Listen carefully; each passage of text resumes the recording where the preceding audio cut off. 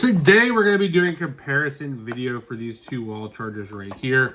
We got the INIU versus the Clemm. So the Clemm one right over here, you see it's the Core 45. It is 45 watts. This is what it comes with right over here. So this is what it looks like. Packaged pretty nice.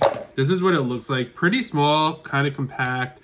This pops out right over here to plug into your wall. I'd say the quality on this is nice. One issue I'm having right off the bat, it does not come with a cable. So you could do two USB-Cs with this one.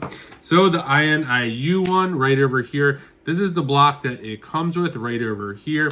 Again, outlet just pops down like that. We could do two USB-C and one USB. So we could charge 3 things here and only 2 right here. With this one, it also comes with this really nice cable as well. Super well made right here. I like the fact that it's braided. Sometimes when you don't have the braided cables, they are really easy to break. Not the case with this. So I really like this.